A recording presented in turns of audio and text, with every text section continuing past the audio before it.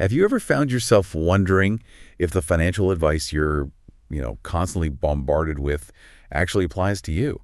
Or as you climb the career ladder, if that next big raise will truly make you happier, or maybe just bring new problems? Yeah, it's a common feeling, isn't it? Sort of feeling lost in all the noise. Exactly. Trying to piece together a financial strategy that fits our own unique life.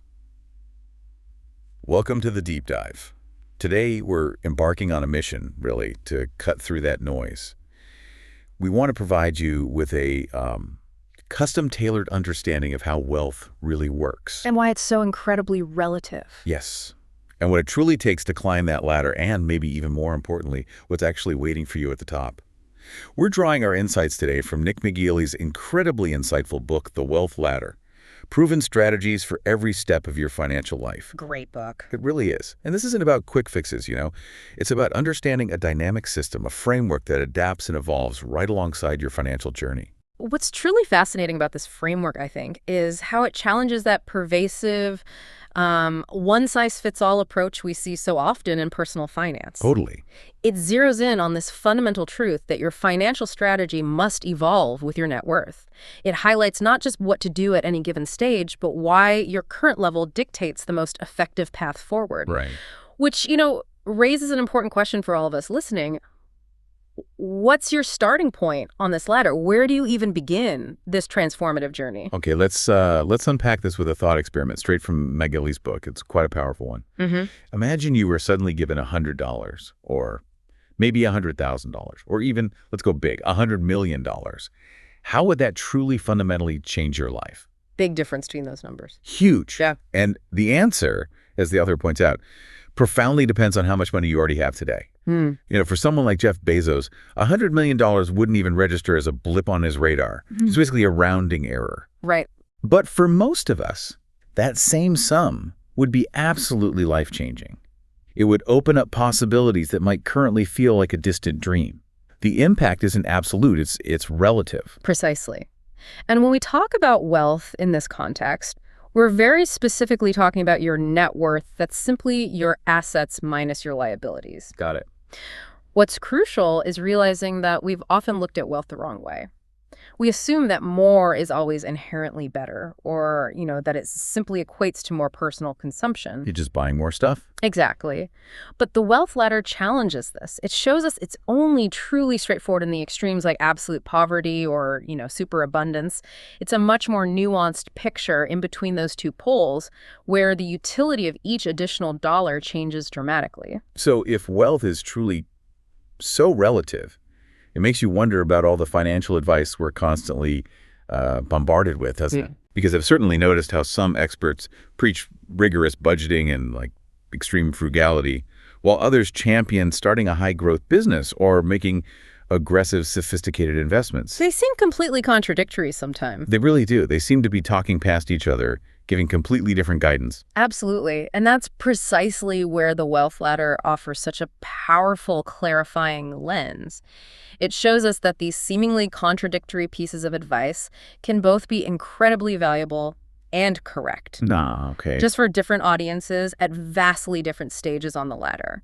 A meticulous budgeting strategy, for instance, is absolutely fantastic, often necessary for someone at level 1 trying to make every single dollar count. Makes sense. But that same strategy would be largely irrelevant, maybe even inefficient for someone operating at level 6, managing hundreds of millions. The advice has to be appropriate for your context. And the framework itself defines 6 distinct wealth levels. What's key and kind of daunting is that each level is exponentially more difficult to reach than the last. The numbers really lay this out starkly, don't they? They really do. Globally, you're looking at roughly 1.5 billion adults in level 1, defined as having less than $10,000 in net worth. Wow. Now, contrast that with only about 30,000 adults worldwide who are in level 6, possessing $100 million or more. Such a tiny fraction. It's minuscule. Even here in the U.S., where the distribution has shifted upward, the majority, about 56 million households, are still in level 3, with a net worth between $100,000 and $1 million.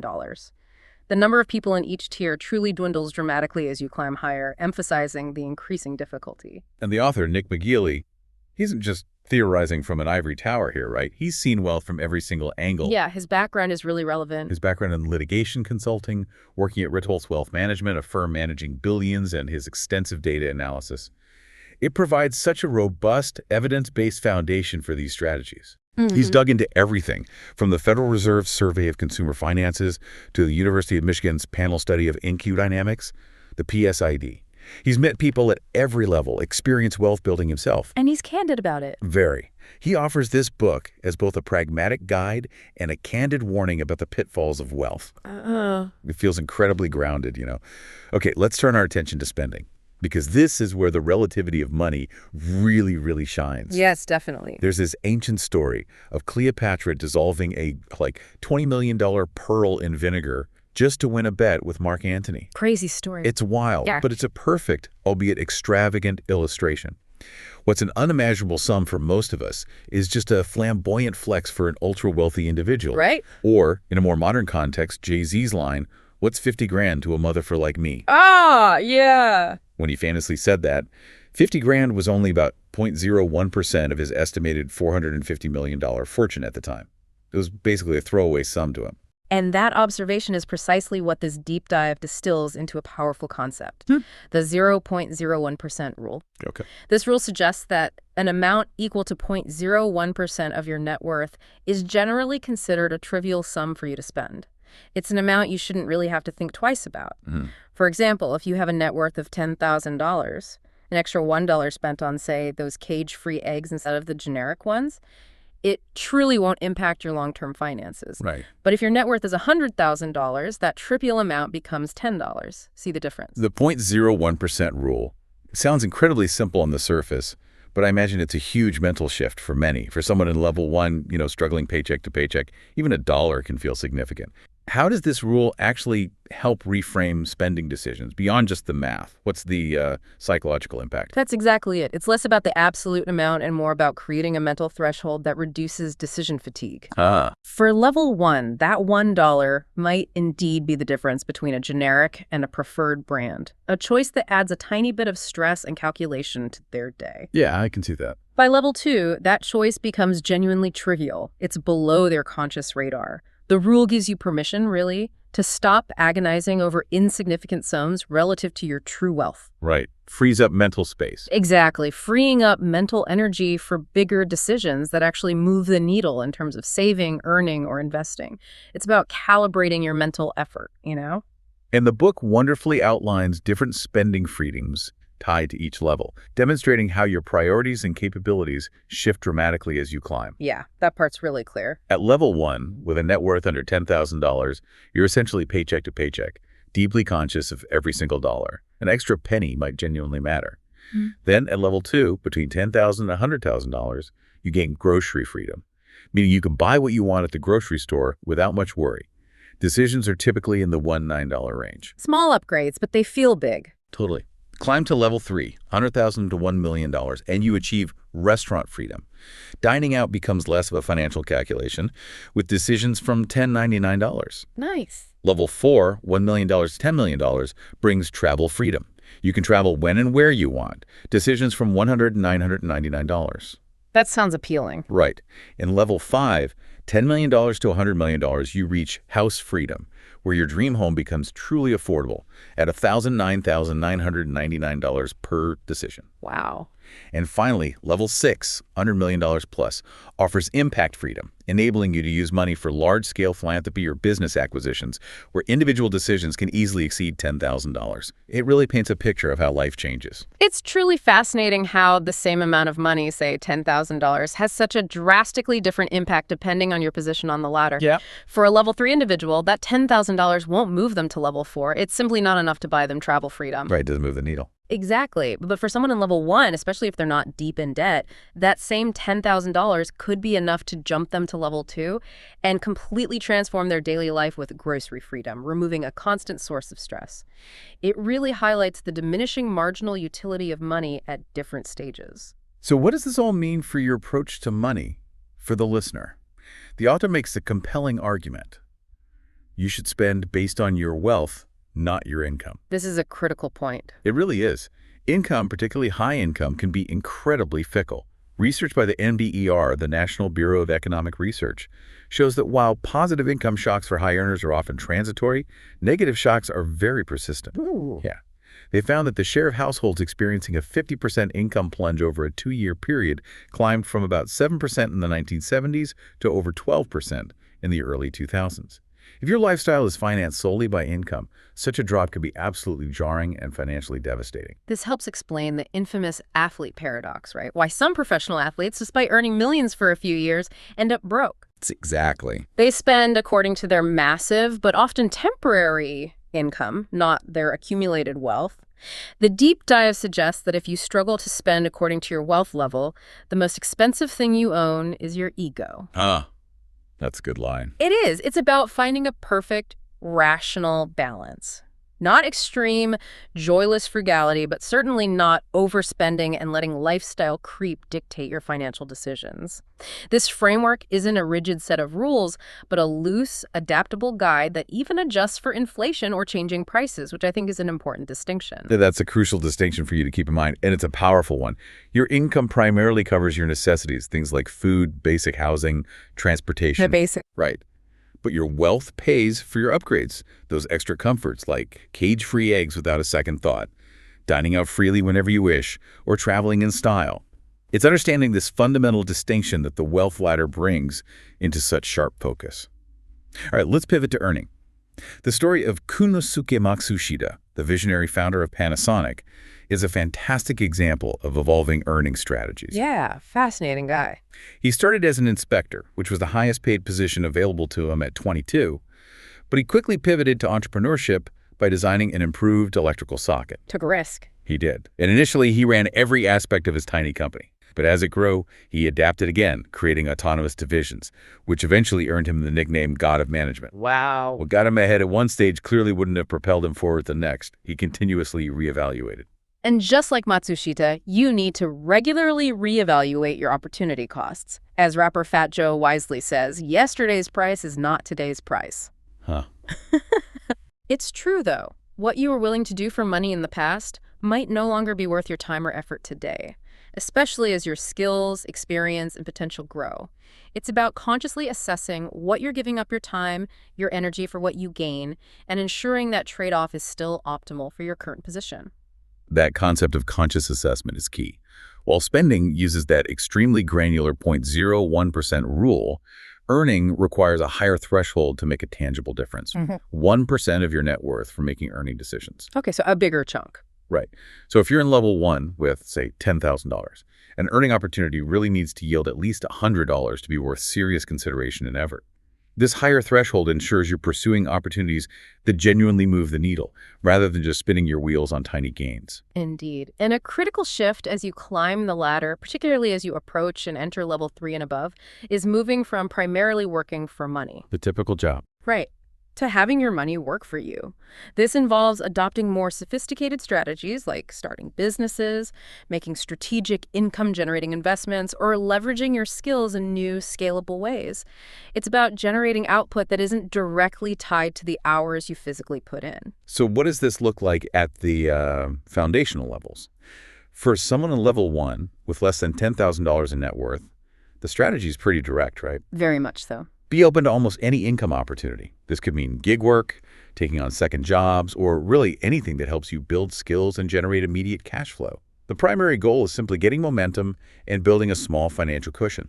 As you progress out of level 1 and into level 2, with $10,000 to $100,000 in net worth, your focus should sharply shift to working smarter by building genuinely marketable skills. Not just working harder. Exactly. This could be through dedicated on-the-job training, investing in paid education like trade schools or skills-based boot camps or rigorous self-study. The objective here is to command higher wages or freelance rates, significantly increasing your earning potential per hour and making your time more valuable. The data from the Survey of Consumer Finances is strikingly clear on this.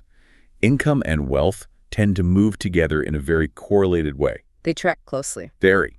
The median U.S. household income for level 1 is around $32,000. For level 3, it jumps to about $83,000.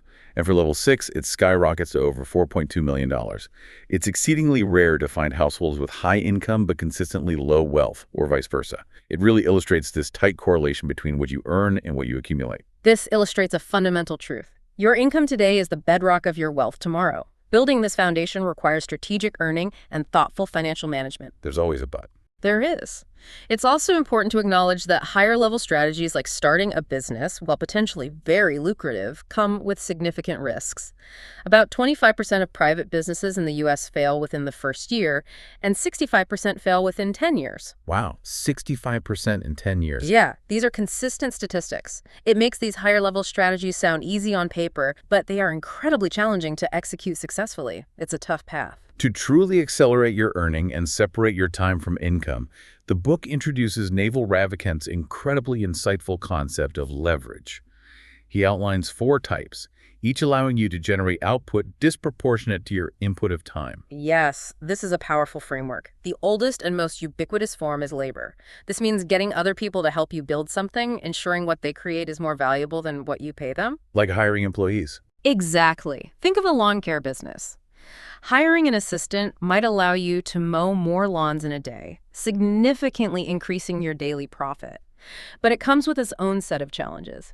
Managing people, ensuring quality control, dealing with accidents, handling customer complaints. Yeah, managing people's hard. It is. This is generally a level 3 to level 6 strategy, depending on how effectively it's managed and scaled. Then there's capital, which is essentially using money to increase your wealth, either your own or others. Asset management firms are a prime example. Using money to make money. Right. If you could consistently beat the market by 10% on $1 million of other people's money and charge a 30% performance fee, that's $30,000 in fees right there. Scale that to $10 million and it's $300,000. But it definitely carries significant financial risk. Oh, absolutely. Whether you're borrowing heavily for an investment property or facing steep asset declines. This is also largely a level 3 to level 6 strategy, requiring a substantial existing financial base. Content is another powerful form of leverage thanks to the printing press and, more recently, the internet. The idea is to build once, sell twice, or many, many times over. Scalability. Huge scalability. Content is permissionless. Think of someone like Mr. Beast, who famously obsessed over YouTube for 1,000 days studying its algorithm and now brings in an estimated $700 million a year through his channels and related businesses. Incredible. It is. However, the low barrier to entry means fierce competition. You need truly top-tier, differentiated, and often evergreen content to stand out and generate meaningful income. It's generally a level 2 to level 4 strategy, as higher levels often require combining content with other leverage, like using content as marketing for a larger business. Finally, there's code. This offers near infinite scalability and is also permissionless. Creating a mobile game, for example, can generate significant revenue after its initial development without requiring further work for each new user. Software eats the world, right? Pretty much. However, it demands high technical skill, continuous learning to keep up with evolving technologies, ongoing maintenance for bugs and system updates, and effective marketing in a crowded digital space. It's not easy. No. This is typically a level 3 to level 5 strategy, as reaching level 5 often involves joining a successful startup early for significant equity, or using code to create a valuable, scalable business with other forms of leverage. The crucial takeaway here, I think, is that some form of leverage is absolutely necessary to continue climbing the wealth ladder, and your approach to it needs to evolve as your financial circumstances change. What works effectively at one level may simply not be potent enough at another. It's about consciously choosing the right tools for your current stage. Okay, let's turn our attention to investing. It's here that the potential for rapid wealth accumulation becomes truly evident, especially for those at higher levels. Yeah, the scale changes dramatically. Think about Elon Musk. His net worth ballooned from $25 billion to an astonishing $340 billion in just 20 months due to Tesla's soaring stock price. Unbelievable numbers. Right. This rapid accumulation wasn't just luck. It was due to how he invested primarily in businesses he controlled. He was literally getting richer by an estimated $6,000 per second for nearly 2 years. That just breaks your brain a little. But it vividly highlights that your investment strategy absolutely needs to change as you climb the ladder. How so? Well, for level 1 households with less than $10,000, nearly 40% of their assets are typically in cash. followed by vehicles. Little else is owned. Mostly liquid or depreciating assets. Exactly. As you move to level 2, $10,000 to $100,000, vehicles and maybe a primary residence become more prominent. In level 3, $100,000, $1 million, a primary residence and retirement accounts are key as people start building for the future. Makes sense, building that base. But a very significant shift occurs at levels 4 to 6, $1 million plus. Wealth increasingly shifts towards income-producing assets like stocks, bonds, income-generating real estate, and private businesses. These aren't just things you need for a living, they are assets that actively generate more wealth for you. Diving a bit deeper into that, for level 4, $1 million, $10 million, households tend to hold the most in retirement accounts, then their primary residence and stocks. Still a mix. Yeah. But by level 5, $10 million hours, business interests become their largest asset, followed by stocks and then retirement accounts. And for level 6, $100 million plus, business interests are truly dominant, still followed by a substantial portfolio of stocks. The progression is clear. It really is. Cash vehicles are replaced by home retirement, which then gives way to stocks business ownership.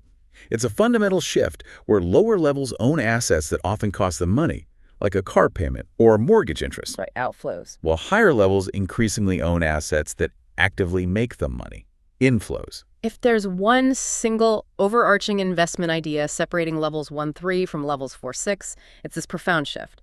Those in levels 1-3 typically have 20% or less of their assets as income producers, 20% or less. while levels 4 to 6 have 50% or more. This is precisely why the author's previous book, Just Keep Buying, champions the continual purchase of a diverse set of income-producing assets. It's the core strategy for transforming your financial trajectory from static to dynamic, from consuming to generating.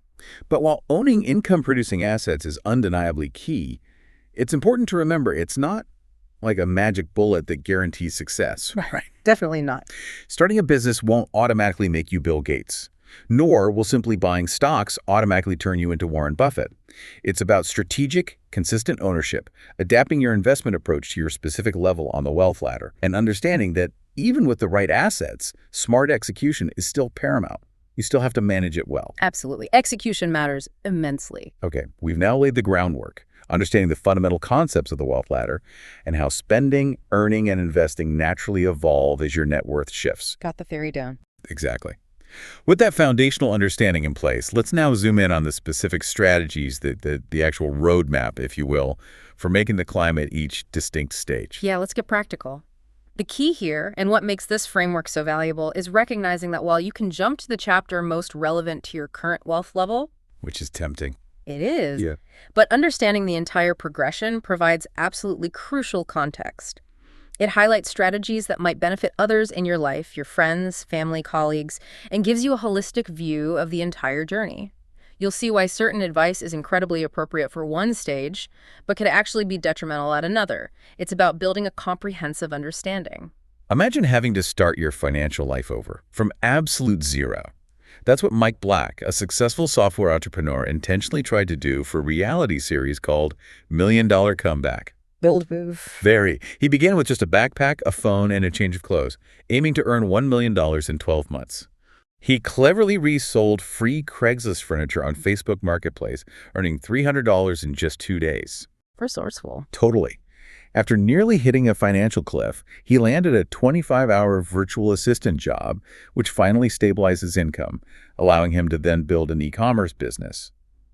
But he ultimately ended the experiment early due to health issues, having earned $65,000, far short of his $1 million goal.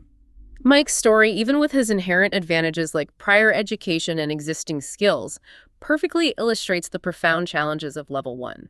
It's a world defined by uncertainty, immense stress, severely limited opportunities, and amplified bad luck. As William T. Vollmann powerfully stated, poverty is wretched subnormality of opportunity and circumstances. That's heavy. It is. For many in level 1, what's a minor inconvenience for someone at a higher level can quickly become a full-blown, life-altering crisis, leading to financial holes that are incredibly hard to escape. Illness-related job loss, for instance, accounts for a staggering 44% personal bankruptcies. Just one health crisis can derail everything. And what does this all mean for you if you find yourself in or near level 1? The biggest financial pitfall, the true debt anchor, is crippling debt. Especially high-interest debt. Exactly, whether it's high-interest credit card debt or excessive student loans with limited payoff. Warren Buffett famously warned, you can't make progress in your financial life going around borrowing money at 18 or 20%. If the Oracle of Omaha can't make money at those rates, neither can most of us. It's simply too high a hurdle. The data supports this vividly. For level 1 households with over $1,000 net worth, the average debt-to-net worth ratio exceeds 300%. 300%. Yeah. While the median debt-to-net worth is actually highest in level 2, suggesting that some debt isn't always inherently bad, maybe it's for productive assets, like a home. A crippling amount of it in level 1 absolutely necessitates atypical actions to stop digging that hole deeper. It's a fundamental prerequisite for any upward movement. This brings us to a crucial point. The real issue in level 1 isn't primarily excessive spending. It's almost always a lack of sufficient income. You can only cut so much. Exactly. You simply have to find ways to raise your income, to build up any meaningful savings. Without a sustainable income, all the budgeting in the world won't make a truly sustainable difference. It's about increasing the inflow. So your best path here is building genuinely marketable skills without incurring much additional debt. This means strategically utilizing abundant free online courses and learning materials to acquire new competencies. Lots of free stuff out there now. There really is. Don't shy away from offering to work for free to gain valuable experience, effectively paying with your time instead of money if it gets you a foothold. Right, trading time for experience. If pursuing formal education, prioritize low-cost options like community college, or only borrow if a high payoff in a specific in-demand field is highly likely. The goal is to avoid borrowing a lot for a worthless piece of paper that doesn't significantly boost your earning potential. And crucially, leverage your relationships. As Ruby K. Payne states so profoundly, in poverty, people are possessions, and people rely on each other in order to survive. That is all you have, people. Powerful quote. It really is. If you're struggling, don't be afraid to lean on friends and family for support.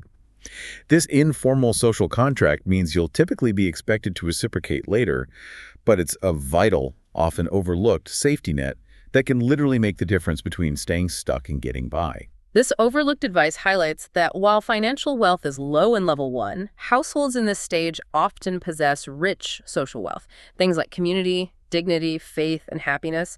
That's hard to measure, but absolutely crucial for getting by and maintaining resilience. Intangibles. Exactly. Chris Arnade points out that we primarily value what we measure, often overlooking these incredibly valuable intangible assets. Finding ways to utilize this broader concept of wealth, these non-monetary resources, is often key to escaping level 1. So to summarize the core actions for you, if you're in level 1, you need to aggressively reduce any crippling debt, build a foundational emergency fund, and focus intensely on acquiring marketable skills, ideally without incurring significant cost. Don't be afraid to rely on your social connections when things get tough. Remember that powerful maxim: atypical results require atypical actions. The story of Laszlo Polgar, a Hungarian educational psychologist, is truly fascinating. He had this bold theory that any human could be turned into a genius with intense early training. Nurture over nature, basically. Exactly. He famously trained his 3 daughters to become world-class chess grandmasters, proving his theory. All 3 became world-class players, and Judah became the greatest female chess player of all time. It's a powerful testament to the idea that genius, or at least exceptional skill, is made, not born. And for you, specifically in level 2, with a net worth between $10,000 and $100,000, this is the crucial stage where strategic education can have the biggest, most catalytic impact on your future wealth. The sweet spot. Exactly, the educational sweet spot. You have enough money to take some calculated risks, unlike level 1, where student debt can quickly become a debilitating trap. It's also more financially impactful than for those in much higher wealth levels who might have to give up significant income and opportunity costs to get a degree. That idea of an educational sweet spot in level 2 is powerful. But in an era where many are questioning the value of traditional degrees and with so many free online resources, is it still always about formal education? Are there situations where more debt for education, even for a high-paying field, could still be a trap for someone in level 2? That's a really important nuance. While formal education in high-demand, specialized fields generally pays off significantly, the key is strategic borrowing and making sure it's targeted. Not just any degree. Right. For level 2, it's about optimizing the return on investment for your time and money. If you're piling on debt for a degree with a nebulous job market or in a field that isn't highly compensated, that's absolutely still a trap. The sweet spot is for targeted, high-value skill acquisition that directly leads to higher income, whether that's through a trade school, a specialized certification, or even a highly practical bachelor's or master's degree. It's about getting an education for income, not just for the sake of it. Makes sense. U.S. News & World Report noted that the top 25 best-paying jobs in 2024 all required at least a bachelor's degree, with most in medicine requiring graduate degrees, a clear correlation between specialized knowledge and earning potential. And the research backs that up, doesn't it? More education often equals more income potential. It does, generally. Research by the Brookings Institution, for example, even found that the larger the student debt balance, the more the student tends to earn. But they qualified this. The catch. Right. Yeah. They attributed it primarily to students who pursued high-paying professional schools like law or medicine. Again, this isn't about accruing debt for debt's sake, but about working smarter and significantly increasing the return on your most scarce resource, your time. So how do you even choose what to work on? What skills to develop? It can feel overwhelming. It can. Paul Graham, the insightful founder of Y Combinator, offers an excellent and pragmatic framework. He suggests finding the intersection of three qualities: what you're genuinely good at, what you're deeply interested in, and crucially, what people will actually pay for. Good at, interested in, pays well. Got it. If you can pursue something you're good at and deeply interested in, you'll likely find a way to make money eventually. Take Mr. Beast again, for example. Back to him. Yeah. He obsessed over YouTube for 1,000 days, studying its algorithm simply because he was passionate about it, not for immediate financial gain. He built a $700 million a year empire from that intense, sustained passion. Wow. The beautiful irony is when you don't do it just for the money, you're often more likely to earn from it because your genuine passion drives persistent excellence and unique output. And sometimes, if you focus on what you're good at and what people will pay for, you may find that interest and passion follow. Oh, interesting. The other way around. Yeah. Scott Galloway notes that mastery, coupled with economic rewards and recognition, can absolutely build passion for what you do. The author himself experienced this with writing. He used to dislike it, but as readers began to enjoy his work and he saw the impact, he grew to love the craft. It's a powerful feedback loop. This leads us to what the book calls the financial sin of level 2. Ooh, a sin. It's failing to strategically focus on your career and income. The median income for level 2 household is about $47,560, significantly lower than level 3's median of $83,230. Big gap. Huge. Few households in level 2 have consistently high incomes because if they did, they would very quickly move up the ladder. It's the primary bottleneck. Absolutely. Ignoring the opportunity costs of your career decisions, what you could be doing for more income and skill development can effectively keep you stuck. Sam Altman, the visionary CEO of OpenAI, believes changing your career trajectory is often the single best piece of financial advice you can get. Wow, from Sam Altman. Yeah. It's about proactive evolution, not passive acceptance of your current earning ceiling. So, to summarize for you, in level 2, your core mission is to learn today so you can earn forever. Identify that sweet spot of what you're good at, interested in, and what people will pay for. Get an education or skill training that genuinely opens doors to higher paying, more impactful work, and rigorously avoid dead-end jobs that don't grow your skills or income potential. Okay, as we transition into level 3, the power of consistent action over time truly comes into its own. Think about the Voyager program, launched back in 1977. Still going. Right. Those probes have traveled billions of miles, continuing to yield surprising exponential results far beyond initial expectations. It's a perfect analogy for investing, a continuous journey with long-term compounding benefits. Once you hit level 3, with a net worth between $100,000 and $1 million, the way you approach investments can truly transform your future. The impact of compounding becomes much more significant. The numbers start getting bigger. Exactly. A 2% return on $100,000, for instance, is far more impactful than a 10% return on $10,000. McGillie's analysis shows that the first 10 years of contributions to a 40-year portfolio can actually make up over half of its final value. Over half from the first 10 years. Wow. Yeah. It underscores the incredible power of early, consistent investment. The author's concept of go big, then stop illustrates this beautifully. Invest more heavily earlier in your journey, and those initial contributions become the heavy lifters of your portfolio. Won't load it. Right.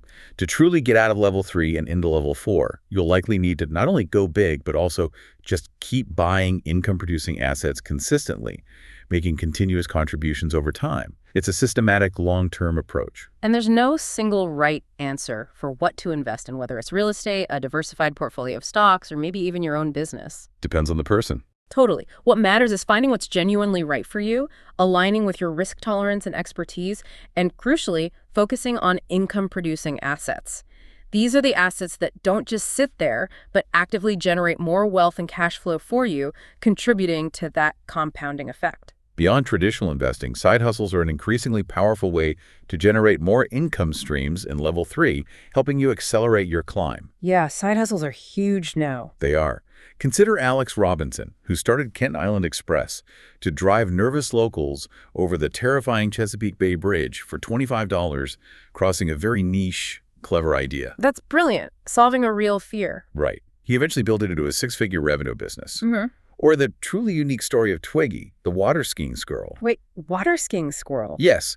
It started as a rescued animal in Florida and blossomed into a multi-generational family business complete with merchandise and touring. Only in Florida. Huh.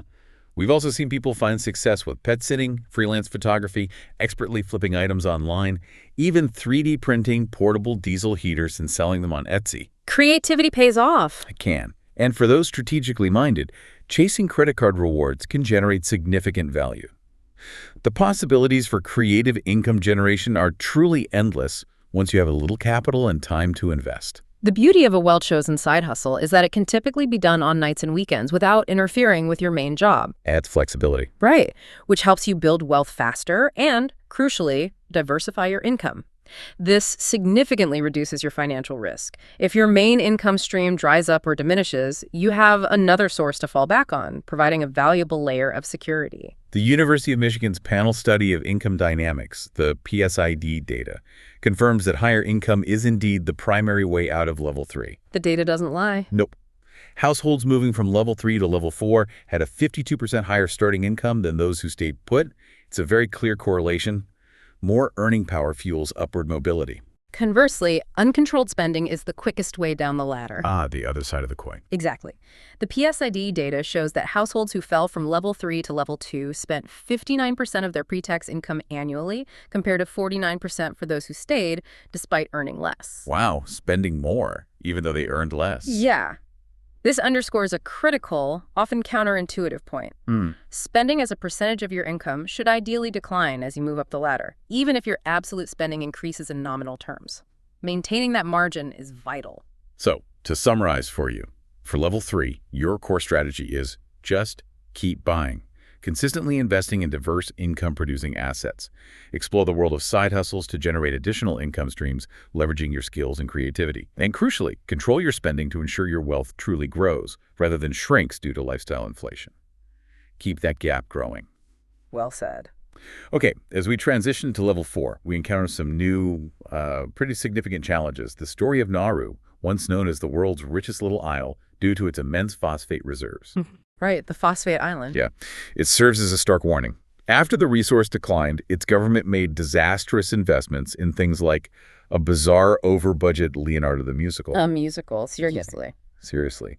And risky international real estate. They ultimately squandered its immense wealth. It serves as a powerful cautionary tale about managing sudden riches and the dangers of poor decision-making at scale. This tragic example highlights the critical risk that emerges in level 4 concentration. All your eggs in one basket. Precisely. Whether it's tech entrepreneur Noah Kagan losing $100,000 in a single bad real estate deal, or Cathie Wood's ARK funds destroying $14 billion in shareholder value through overly concentrated tech bets. Oof, yeah, that was rough. Having all your eggs in one basket is incredibly dangerous once your portfolio reaches 7 or 8 figures. It only takes one unlucky break or one wrong conviction for things to quickly unravel. The solution, then, is diversification, and not just owning many things, right?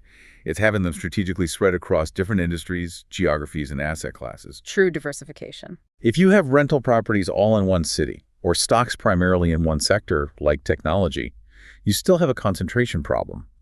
True diversification protects your hard-earned wealth by smoothing out the inevitable ups and downs of any single asset class. And in level 4, a truly significant milestone often occurs. Your investment portfolio is likely to earn more money than you can save from your job. That's a big moment. It is. For example, a $2 million portfolio at a modest 5% annual return generates $100,000. For someone earning $250,000 and saving, say, half their after-tax income, roughly $85,000, their investments are now actively making more than their ongoing savings contribution. This is a profound shift in how your wealth grows. Your money is working harder than you are, in a sense. This makes me think this is where it really gets interesting and maybe a bit stuck. Level 4 is arguably the hardest to break out of. It's notoriously sticky. Yeah, the data shows a staggering 64% of households stay in level 4 for 2 decades, and only 8% actually make it to level 5.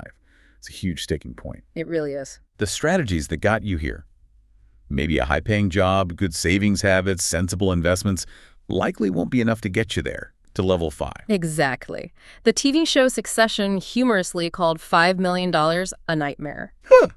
Why a nightmare? Well, the idea is it's not enough to truly retire with extravagant comfort, but traditional work doesn't move the needle much anymore. Saving $100,000 increases $1 million by 10%, which feels significant. Yeah. But that same $100,000 only increases $5 million by a mere 2%.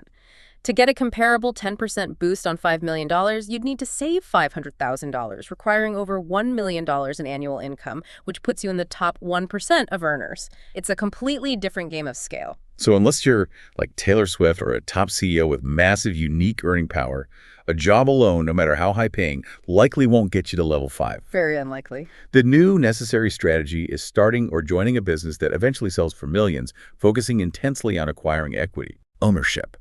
As Felix Dennis, the author of How to Get Rich, famously stated, the only way to get truly rich is to own your own business. It's about owning the upside, not just collecting a salary. This absolutely requires significant leverage, fundamentally separating your time from value creation. Mark Zuckerberg doesn't write every line of code for Meta. Thankfully. Right. His business leverages hundreds of employees, massive infrastructure, and advanced technology to create products that scale to billions of users.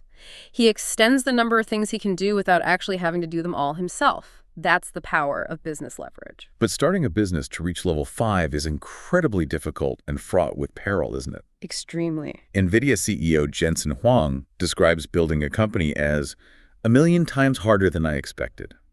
Experience truly matters here.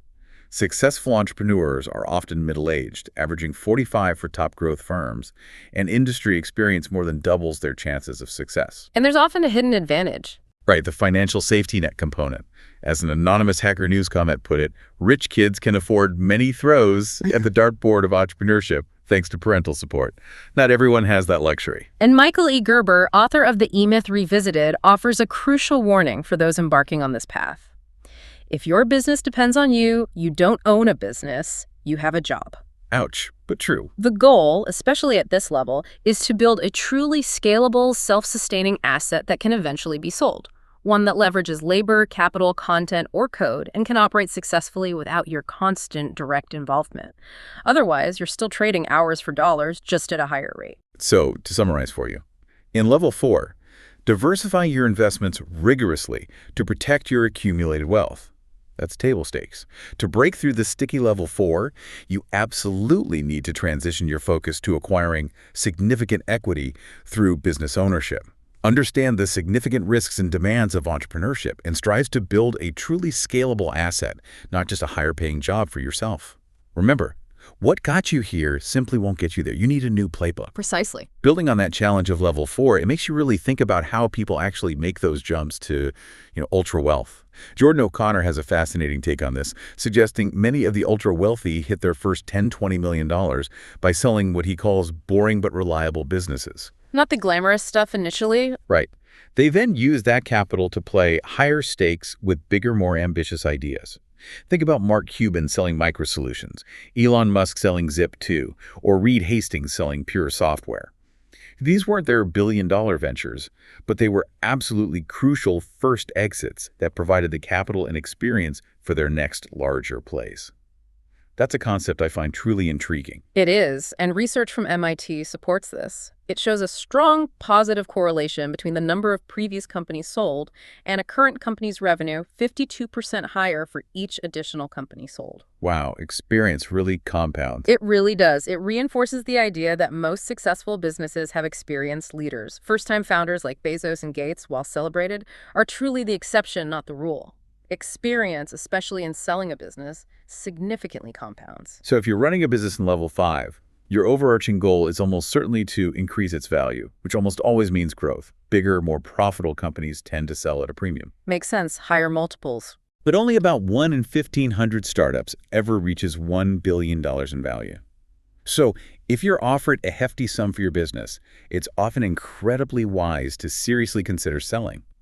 It's easy to get caught up in the pursuit of more, but sometimes a strategic exit is the smartest move, taking chips off the table. Absolutely. Because outside of outright fraud, the most common way level 5 and even higher individuals fall down the ladder is through overly concentrated investments. Back to concentration risk. Always. The stories are numerous and stark. Sean Quinn, Bjørgulfur Gudbranson, Eike Batista all lost immense fortunes by putting too much of their net worth into single assets like banks or oil companies.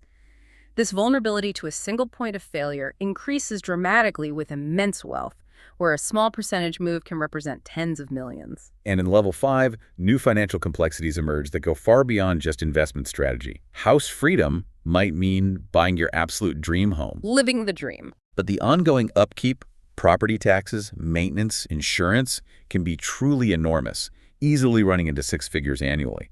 Taxes become a massive, complex line item, making a good accountant and mindful tax decisions like residency or sophisticated estate planning absolutely crucial for saving millions. And legal risks multiply. Oh yeah, legal liabilities multiply dramatically. An umbrella insurance policy is paramount. Even seemingly small things, like an aggressive dog, can lead to incredibly expensive lawsuits when you have significant wealth, making you a target. With $10 million or more, you will face an endless parade of opportunities and solicitations, many of which are, frankly, more about separating you from your money. Everyone wants a piece. Pretty much. Having a trusted group of independent financial, tax, and estate experts is absolutely crucial to navigate these complexities, vet opportunities, and prevent ruin from a single bad decision. As Andy Grove, the former CEO of Intel, once famously wrote, "Only the paranoid survive." It's a mindset of vigilance at this level. This makes me pause and think about what this all means for your life, for the listener's life. Level 5 forces a profound question. Is striving for that final 1% or 2% more wealth truly worth the potential downsides? The trade-offs become really stark. They do. The story of Huguette Clark, a $300 million copper heiress who lived as a recluse in her homes for decades and died alone in a hospital, illustrates how immense wealth can paradoxically make life worse if not managed with a strong sense of purpose. It can become a gilded cage. Indeed. The economic idea of monotonic preferences, that more is always better, simply doesn't hold true for wealth beyond a certain point. It can lead to a profound loss of trust. How so? Wealthy clients constantly ask, what do they really want from me? Wealthy people often seek relationships with other wealthy people precisely to ensure authenticity, which can be isolating. Yeah, that sounds lonely. It can be. It also leads to increased stress. The relationship between wealth and mental health can actually be an inverted U-shape, where more wealth can lead to decreased mental health due to the pressures of overwork, managing complex assets, and high-risk investments. William Vanderbilt, once the richest man in the world, famously found it brought him nothing but anxiety. Wow. Richest man, nothing but anxiety. And altered family dynamics are a huge, often devastating risk. Resource division, entitlement in children, achievement pressures, they can poison relationships. Buffett's advice rings profoundly true here. Leave the children enough so that they can do anything, but not enough that they can do nothing. Such wise words. Perhaps. So, to summarize for you, in level 5, your goal might be a successful first exit from a business, providing substantial capital. Protect your wealth through aggressive diversification and by assembling a trusted team of financial, legal, and tax experts. Be acutely aware of the often overlooked non-financial downsides of extreme wealth: potential loss of trust, increased stress, and altered family dynamics. Remember that crucial maxim, only the paranoid survive. Vigilance is key. Well put. Okay, as we ascend to the very top, level 6, a powerful anecdote from history captures the shift in focus. A newspaper mistakenly published Alfred Nobel's obituary while he was still alive. Whoops. Big whoops. They called him rich by finding ways to kill more people, referencing his invention of dynamite. This profound, premature look at his legacy led him to establish the Nobel Prizes, transforming his public perception and ultimately his enduring legacy from profiting off destruction to championing peace and science. What a turnaround. It's a powerful testament to the idea that at this level, impact, not just accumulation, becomes paramount. It really is. In level 6, with $100 million or more, your primary concern shifts dramatically from acquiring more wealth to diligently protecting what you already have and ensuring its longevity. Preservation becomes key. Absolutely. From a pure consumption standpoint, there's little $1 billion can buy that $100 million cannot. Beyond perhaps a private jumbo jet or a mega yacht, the sheer complexities of managing such vast sums demand an elite, dedicated team of financial, tax, and estate planning experts. These services literally pay for themselves by preventing costly mistakes and ensuring optimal wealth preservation. The deep dive highlights other major risks in level 6, many of which aren't strictly financial but become exponentially more costly. Divorce, for example. Oh yeah, the big one. Can literally cost you half your net worth, a potentially devastating blow.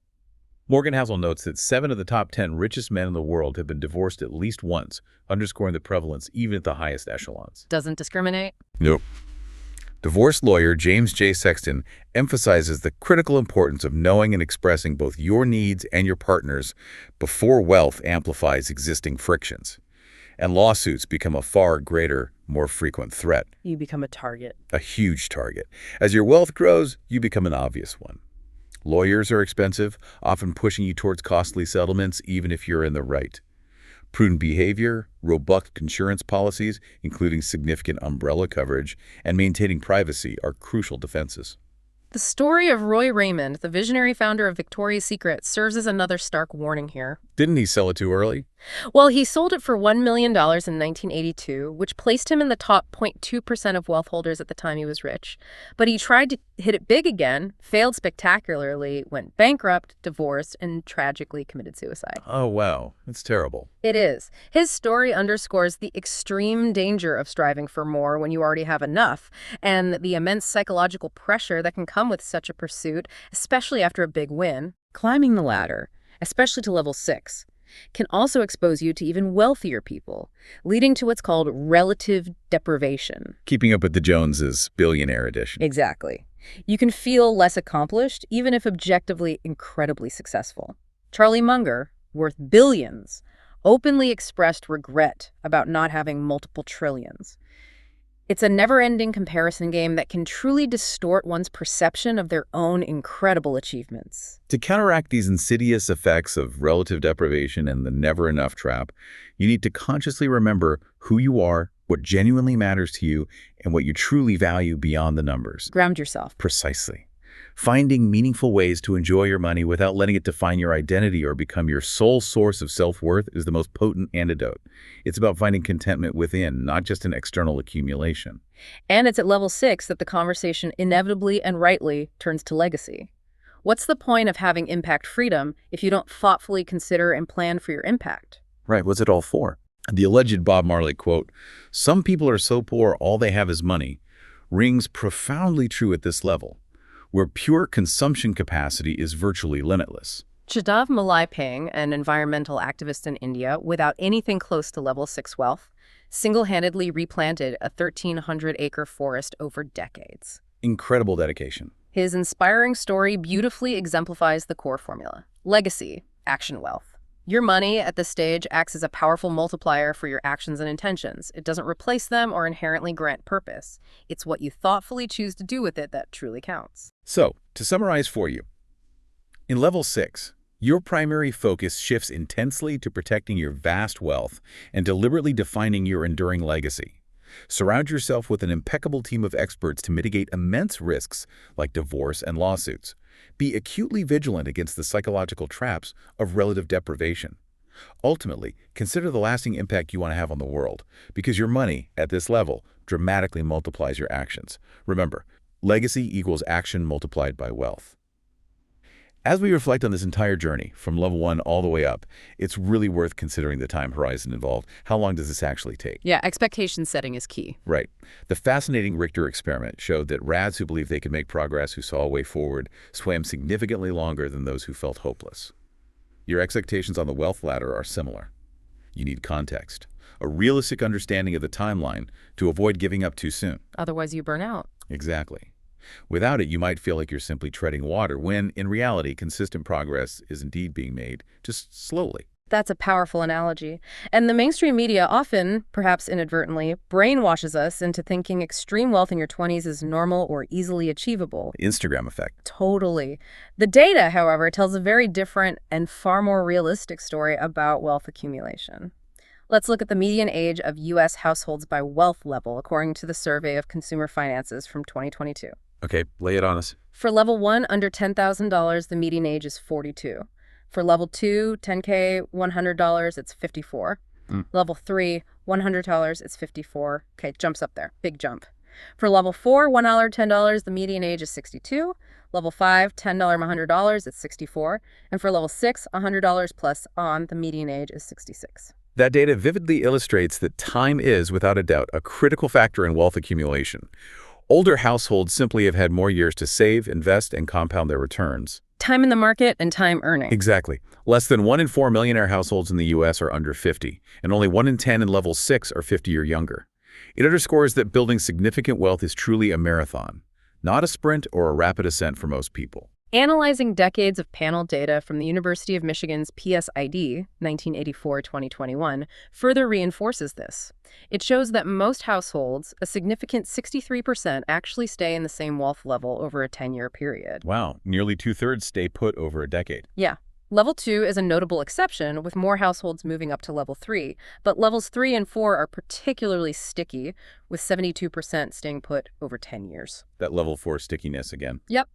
Interestingly, downward mobility is highest at the very top, with 41% falling from level 5 to level 4 over a decade, often due to those inherent risks of concentrated business interests we talked about. But if we extend that time frame to 20 years, we see significantly more upward mobility, right? People have more time. Exactly. Households naturally have more time to build wealth, ride out market cycles, and recover from setbacks. However, even over 2 decades, level 5 still shows surprisingly high downward mobility, again highlighting those significant risks of concentrated business ownership or major life events at those higher echelons. So it's not a guaranteed upward path even then. Not guaranteed, no. But overall, the data reveals a slight but consistent bias toward moving up the wealth ladder over time, both in the U.S. and globally. The World Bank, for example, reported a dramatic drop in extreme poverty worldwide, from 36% in 1990 to just 10% in 2015, highlighting a widespread global trend of wealth building and upward mobility for billions of people. Progress is happening. So to summarize for you, understand that building significant wealth takes considerable time. Don't fall for the often glamorized myth of instant millionaire status, as it's truly an outlier experience. While most households will build wealth over time, the journey is indeed a marathon, not a sprint. Mentally prepare yourself for the long haul, knowing that consistent upward mobility is far more likely over 20 years than it is over 10. Patience and persistence are your greatest allies. Okay, we spent a lot of time mapping out the strategies for climbing the wealth ladder, level by level, and we've seen that issues like divorce or family disputes, while present at all levels of society, are dramatically amplified by how much wealth you have. Money pours gasoline on those fires sometimes. It really can. As you gain more money, it paradoxically solves fewer and fewer of your new problems, and sometimes even creates them, as we saw in levels 5 and 6. This is precisely where we need to zoom out. We've focused intensely on the how to climb the financial wealth ladder. Now we turn to a more profound question. Can this framework help you have a better life, not just a richer one? What ultimately is the true purpose of wealth beyond mere accumulation? It pushes us to consider a broader definition of richness. So the million-dollar question, maybe literally, does money buy happiness? The age-old question. Right. And the research has historically been mixed and even contradictory, which is only added to the confusion.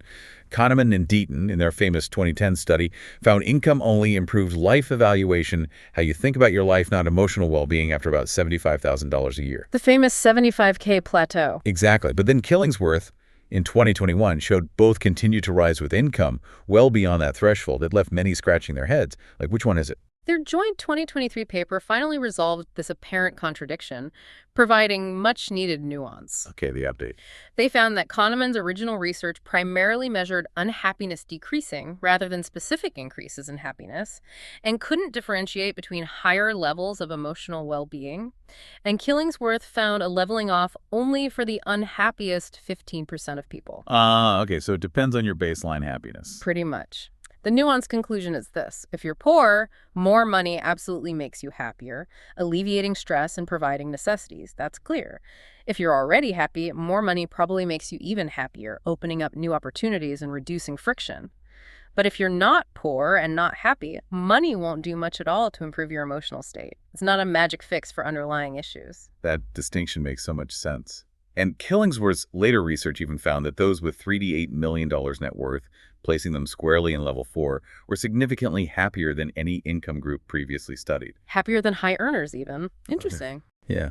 It seems it's not the money itself that's the direct cause, but what that wealth allows you to do, like hiring a cleaning service to free up time, reducing daily hassles, or spending on others, which both provide a sense of agency and contribute to well-being. Buying back your time, essentially. The key insight here is that the relationship between money and happiness isn't linear, it's logarithmic. Yeah. Meaning that small increases in wealth bring big happiness jumps initially, especially when you're escaping poverty and gaining security. But then you need exponentially larger amounts of wealth for the same proportional happiness boost. Giving $10,000 to someone struggling in level 1 has a far, far greater impact on their daily happiness than giving that same $10,000 to someone in level 6.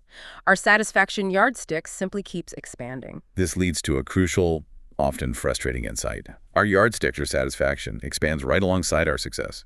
We constantly chase a then, as in, once I have this much, then I'll finally be happy. The hedonic treadmill. Exactly. This psychological phenomenon is called habituation. The happiness derived from material rewards or achieving a financial goal is often fleeting, leading to a never-ending cycle of wanting more. The only sustainable way to escape this frustrating loop is to consciously shift your focus to non-financial aspects of life, like purposeful leisure, deep relationships, and finding genuine meaning. Felix Dennis, the level 6 millionaire we mentioned. Right, the poetry and trees guy. Yeah. He famously said he'd aim for $60–80 million and then retire to write poetry and plant trees, openly acknowledging money's diminishing returns on happiness beyond a certain point. He recognized that there were other, more fulfilling pursuits waiting. The author shares a powerful anecdote about Bud, a facilities coordinator at a previous job who just radiated joy despite not earning high figures. The happy janitor archetype? Kind of. He's just cheerful, kind, always willing to help, and consistently wished everyone a wonderful day. This story suggests that true contentment is ultimately about mindset, more than bank account balance. It's a choice we can cultivate regardless of our financial standing. A really important reminder. So to summarize for you, money can buy happiness, especially if you're struggling financially. But there are definite psychological limits to its impact. Beyond a certain point, it's the non-financial aspects of your life that truly enhance well-being. Don't get caught in the never-ending then. Instead, prioritize experiences, a sense of purpose, and cultivating a positive mindset. Let's use a simple analogy here. Money is like salt. Okay. It's incredibly valuable and makes things taste better, but only in relation to what you're salting. If you have a plate full of salt but nothing to eat it with, what's the point? Yeah, good analogy. In the same way, if you don't build a rich life with other kinds of wealth, your climb up the financial ladder may ultimately be for nothing but a pile of salt. Pretty useless on its own. It's a perfect analogy. Beyond purely financial wealth, Sahil Bloom articulates 4 other crucial types of wealth that complement and genuinely enrich our lives. These are social wealth, mental wealth, physical wealth, and time wealth. Let's explore each because they truly make up the full meal of life, not just the seasoning. Okay, first up, social wealth. This is the quality of your relationships, your family, friends, community. The connections. Exactly. Research shows it's actually a stronger predictor of health and well-being than traditional factors like diet or exercise. Imagine this. Seeing a friend is equivalent to earning an extra $100,000 per year in well-being. Wow, that's huge. Isn't it? Quality over quantity in friendships really matters. 4 close friends can be sufficient. And while Alfred Nobel had immense financial wealth, he famously lamented his lack of social connections, feeling he drifted without rudder or compass. Sad. True wealth, as John Waters quipped, is never having to spend time with assholes. Financial stability also reduces relationship friction. Moving from level 1 to 2 lowers divorce risk as much as moving from level 2 to 3. Money smooths some social edges. Next, we have mental wealth. This encompasses your psychological and emotional capabilities, your sense of purpose, and your ability to manage stress. Your inner world. Precisely. Meaningful work can be a huge source of purpose and meaning. Richard Nixon, surprisingly, observed that the unhappiest people are often the idle rich with no purpose in their lives. Embracing challenging, meaningful work rather than avoiding it contributes significantly to mental wealth. Don't just aim for idleness. Right. Chronic stress, as neuroscientist Robert Sapolsky explains, is an absolute disaster for your body and mind, so actively managing it through exercise, sleep, or meditation is vital. While money helps alleviate stress in level 1 by solving basic problems, it doesn't guarantee mental wealth beyond that point. Your self-esteem, often tied to perceived social status, is also a choice. You get to choose your status game and tell your own story. Then there's physical wealth. As the Roman poet Virgil famously said, the greatest wealth is health. Can't buy good health easily. Nope. It is arguably the most valuable non-monetary asset, consistently shown to be worth an additional $400,000 in salary equivalent in terms of life satisfaction. Its 4 pillars are sleep, nutrition, strength, and cardiorespiratory fitness. A foundation. Exactly. Strength training in particular is incredibly beneficial, especially for women, who often underutilize it and benefit greatly in terms of mortality risk reduction and bone density. Interestingly, social rank, not just absolute money, correlates with better health outcomes.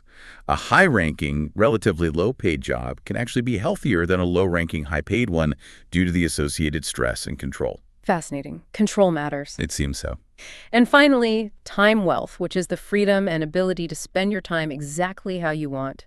Americans, thankfully, work significantly fewer hours today than in 1900, granting us more potential time wealth. More free time, theoretically. Theoretically. But simply having more time isn't always better. Without purpose, it can lead to an existential crisis, as playwright John Osborne vividly described the ennui of retirement. Purposeful time, time spent on things that bring meaning and joy, is far more valuable than mindless leisure. As Seneca wisely noted, it's not that we have a short time to live, but we waste a lot of it. It's about intentionality. Ultimately, what these insights reveal is that your financial wealth is a powerful multiplier for these other forms of wealth. It amplifies them. Exactly. If you have zero social, mental, physical, or time wealth, your money won't make a meaningful difference to your overall happiness. It's about being mindful of all these ingredients to truly season your life and feel holistically wealthy, rather than just being wealthy on paper. To bring this all together, the author, Nick Maggiulli, shares his deeply personal story, beginning with working-class parents who met at McDonald's, experienced bankruptcy, and a childhood where money was scarce. Humble beginnings. Very. He remembers off-brand food, weeks without internet, and having no car in high school, small but incredibly impactful experiences that shaped his early view of money as a scarce resource. He details his transformative experience at Stanford, which offered generous financial aid, covering tuition and often room and board. This opened up a world of opportunity. A huge door opener. Absolutely. Exposure to wealthier classmates highlighted stark class differences and etiquette, like waiting for everyone's entree to arrive before eating, small details that make a big impact on a young working-class kid. He credits specific inflection points in his journey that were truly pivotal. One key inflection point was his early career drive, pushing himself relentlessly in his early 20s at a litigation consulting firm. Putting in the hours. Totally. He worked 50, 60-hour weeks, not just for the paycheck, but actively building data and programming skills, which quickly increased his income and helped him reach level 3. However, he eventually maxed out his compensation potential and felt a profound lack of passion for litigation. Hit a ceiling and felt empty. Yeah. This internal dissatisfaction led to his next major inflection point, starting Of Dollars and Data in 2017 as a blog. The side hustle. Exactly. He diligently worked 10 hours a week on posts for years, often facing rejection and silence, starting anonymously due to fear of failure. He poured 1,500 hours into 156 posts before he even considered monetizing. Incredible persistence. It really is. This side hustle was crucial, allowing him to align his passion for data analysis and finance with his career goals. Meeting other financial writers at conferences gave him the confidence to eventually pursue it more seriously. And he did just that, aligning passion with his career by taking a data scientist role at Ritholtz Wealth Management in New York. The COVID-19 pandemic then became another unexpected, powerful inflection point. COVID's impact. Right, tripling his blog's page views. Yeah. As he humorously notes, the higher the VIX, the higher the clicks, referring to the market volatility index. After 3 years of consistent effort, he finally added web ads, creating a legitimate online business that reinvested its profits into income-producing assets. It was a snowball effect. Combining his full-time job with his successful side business, effectively using content as leverage to separate his time from income, he managed to reach level 4 at the young age of 34. Pretty amazing. And without inheritance or a tech IPO. It was simply a decade of relentless hard work, strategic high-income earning, and favorable market returns. He emphasizes that luck certainly played a role, like waiting 3 extra minutes for a professor who happened to offer an internship lead that started his career. Serendipity. Right. But actively recognizing and capitalizing on those opportunities was crucial. As Stephen A. Smith once famously said, you can be Nick McGeely too. Your specific path might be different, but the principles of hard work and strategic action are attainable. And his view of money drastically changed, didn't it? From seeing it as a scarce resource to a powerful tool for building a better life. A means, not an end. Exactly. He can now genuinely help his family, like his sister, with a car repair, a privilege he simply didn't have when he was in level 2. This transformation allowed him to see money as a means to an end, not the end itself, using it to enhance his overall well-being and the lives of those he cares about. The most profound lesson he ultimately gleaned, a universal truth for many who reach higher levels of wealth, is that money matters a lot until it doesn't. That paradox again. Yes. Lawrence Yayo's essay, The Nothingness of Money, and Nick Camarda's observation that his wealthy friend's true desires were often inexpensive, like a good night's sleep, quality time with family, or simply feeling valued, highlight that life's greatest pleasures. Friends, family, health, self-esteem. They don't explicitly require money. It's a cruel irony that this wisdom is often only learned after the arduous chase for wealth. Daniel Levinson's paradox really resonates here. We are required to make crucial choices before we have the knowledge to choose wisely. Choose your path before you know where it leads. Exactly. The author admits he made the mistake of chasing money without truly knowing better. But this very path led him to realize the profound importance of non-financial aspects of life. He now consciously prioritizes friends, family, and health over work, living the life he truly desires rather than merely the one he thought he should want. Found his balance. He did. And he challenges you, the listener. Climb the wealth ladder and see for yourself. It's an invitation to the journey. Hashtag tag outro. Wow. What an incredible deep dive into the wealth ladder we've had today. Just so much to think about. Absolutely. We've unpacked how your financial strategy must evolve dramatically, from meticulously managing every conscious dollar in level 1 to leveraging skills and capital in the middle tiers, all the way to wielding immense capital and planning for legacy in level 6. It's a whole life cycle. It really is. But perhaps the most important lesson woven through all of this is that true holistic wealth extends far beyond your bank balance.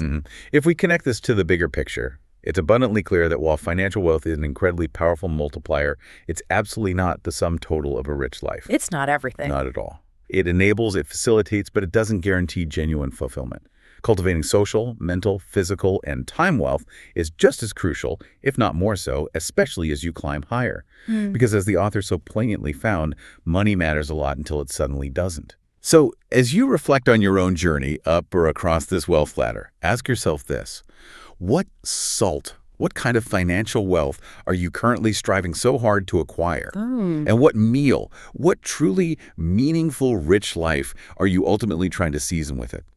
How will you thoughtfully define your summit, both financially and in all those other vital aspects of a truly abundant life?